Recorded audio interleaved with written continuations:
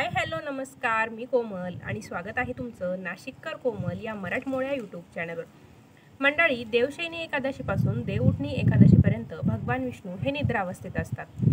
भगवान विष्णू निद्रावस्थेतून जागे होतात ते म्हणजे देवउठणी एकादशीच्या दिवशी। जी एकादशी दिवाळीनंतर कार्तिकी एकादशी जी येते, कार्तिकी एकादशीला देवउठणी एकादशी असं म्हटलं जातं। तर आजच्या व्हिडिओमध्ये आपण देवउठणी एकादशी अर्थात कार्तिकी एकादशी नक्की केव्हा आहे, त्याचबरोबर कार्तिकी एकादशीचं महत्त्व काय आहे, उपवास केव्हा करायचा याबद्दलची सविस्तर माहिती बघणार आहोत। त्यासाठी तुम्ही व्हिडिओ पहिल्यापासून शेवटपर्यंत बघा, म्हणजे योग्य ती माहिती तुमच्यापर्यंत पोहोचेल।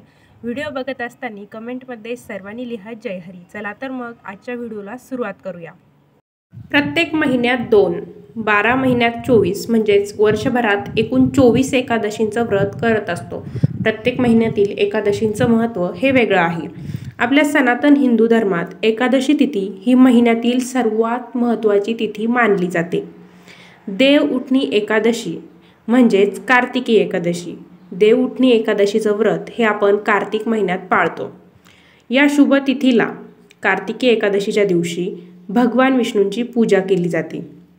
या दिवशी उपवास करण्याची देखील परंपरा आहे। असं मानलं जातं की हे जर व्रत आपण केलं, कार्तिकी एकादशीचं व्रत केलं, तर त्या व्यक्तीला सर्व कामांमध्ये यश मिळते आणि विष्णुदेव प्रसन्न देखील होता।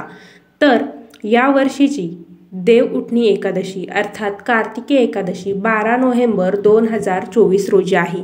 12 नोव्हेंबरला आपल्याला कार्तिकी एकादशीचं व्रत करायचं आहे। 12 नोव्हेंबरला कार्तिकी एकादशी झाली की त्यानंतर 13 नोव्हेंबरपासून तुळशी विवाहाला आरंभ होत आहे। 13 नोव्हेंबरपासून आपण कार्तिक पौर्णिमेपर्यंत तुळशी विवाह करू शकतो।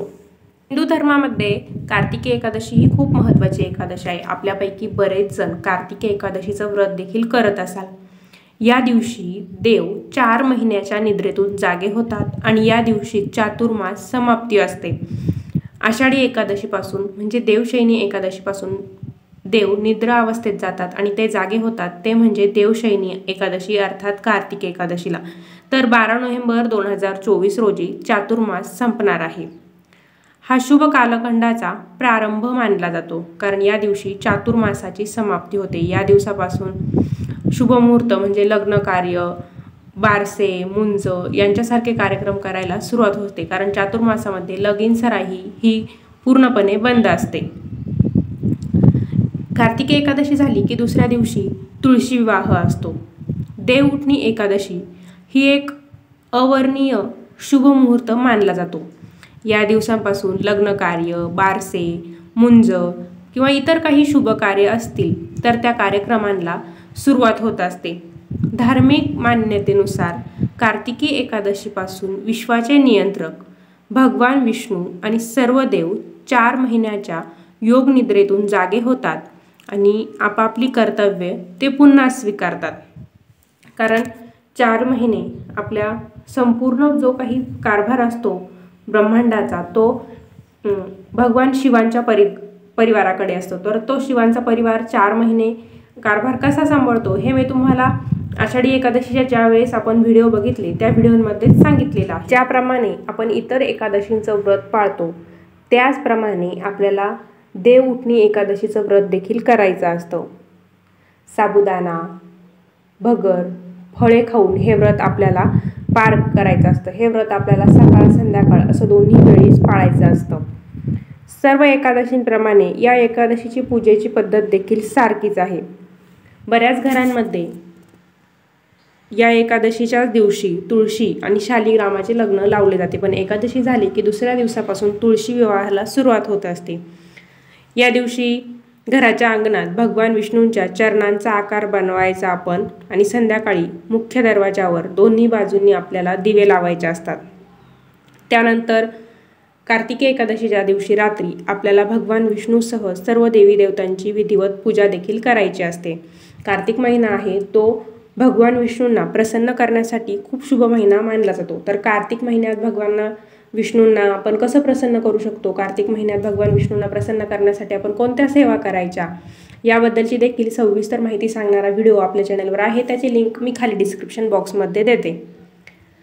भगवान विष्णूंची आपण पूजा केली की त्यानंतर शंख आणि घंटा वाजून भगवान विष्णूंना आपल्याला निद्रावस्थेतून उठवायचं असतं। तर अशा पद्धतीने एकदम साध्या सोप्या प्रकारे आपल्याला देवउठणी एकादशीची पूजा करायची असते आणि दिवसभर व्रत देखील करायचं असतं। देवउठणी एकादशी पूजा कशा प्रकारे केली पाहिजे असा प्रश्न तुमच्या मनात तयार झालेलाच असेल, तर थोडक्यात मी तुम्हाला देवउठणी एकादशीच्या दिवशी आपण पूजा कशी करायची त्याची पद्धत सांगते।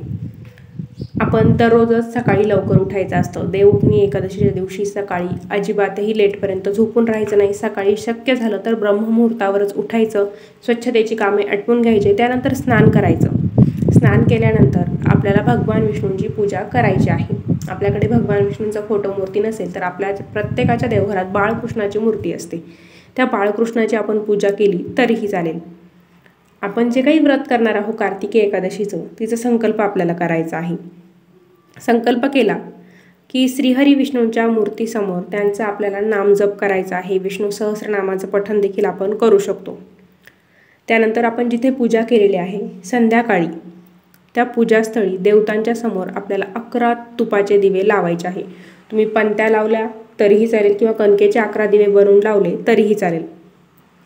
शक्य असल्यास उसाचा मंडप बनवायचा आणि मध्यभागी विष्णूंची मूर्ती आपल्याला ठेवायची आहे। जी काही हंगामी फळं असतात, ऊस असेल, लाडू असेल आणि इतर जी हंगामी फळे आहे ती फळे आपल्याला भगवान विष्णूंना नैवेद्य स्वरूपात अर्पण करायचे आहे।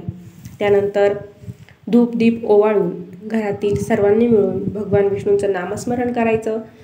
विष्णू सहस्रनामाचं तुम्ही पठण नक्कीच करू शकता आणि अशा प्रकारे आपल्याला पूजा करायची आहे। कार्तिक महिना हा भगवान विष्णूंच्या सेवेसाठी अत्यंत शुभ महिना मानला जातो। आपण संपूर्ण महिनाभर त्यांची सेवा करू शकतो, भगवान विष्णूंचा वरदहस्त मिळवू शकतो। समजा तुम्हाला संपूर्ण महिनाभर सेवा करणं जमणार नसेल तर कार्तिकी एकादशी असते म्हणजेच देवउठणी एकादशी जी असते त्या दिवशी आपण नक्कीच भगवान विष्णूंच्या काही सेवा करून त्यांना प्रसन्न करू शकतो। तर मी जी लिंक डिस्क्रिप्शन बॉक्समध्ये दिलेली आहे त्यापैकी कुठलीही एक सेवा करून तुम्ही भगवान विष्णूंना नक्कीच प्रसन्न करू शकता। ही एकादशीच्या म्हणजेच देवउठणी एकादशीच्या दिवशी दिवसभर आपल्याला भगवान विष्णूंचा नामस्मरण करत राहायचं आहे। नामस्मरण म्हणजे तुम्ही काही त्यांचे मंत्र जप करू शकतात, तर काही मंत्र मी तुम्हाला सांगते। पहिला मंत्र असा आहे, वंदे विष्णुंभय हर सर्व लोकैकनाथम। वंदे विष्णुंभय हर सर्व लोकैकनाथम। त्यानंतर पुढचा दुसरा मंत्र, ओम श्री विष्णवे च विद्महे वासुदेवाय धीमहि तन्नो विष्णु प्रचोदयात्। ओम श्री विष्णवे च विद्महे वासुदेवाय धीमहि तन्नो विष्णु प्रचोदयात्।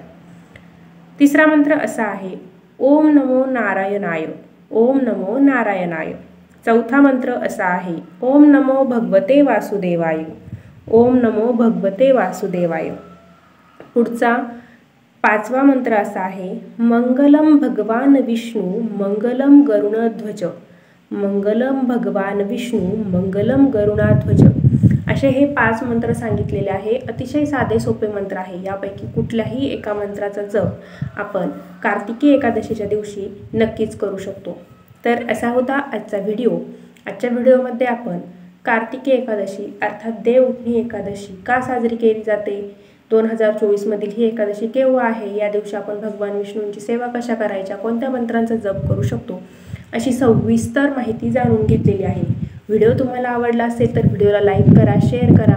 तुम्ही माझ्या चॅनलला अजून सबस्क्राईब केलेलं नसेल, पहिल्यांदा माझा व्हिडिओ बघत असाल तर धार्मिक, आध्यात्मिक तसेच सणावारांचे व्हिडिओ बघण्यासाठी आजच नाशिककर कोमल या मराठमोळ्या यूट्यूब चॅनलला नक्की सबस्क्राईब करा। पुन्हा भेटूया अशाच एका नवीन व्हिडिओसोबत। धन्यवाद।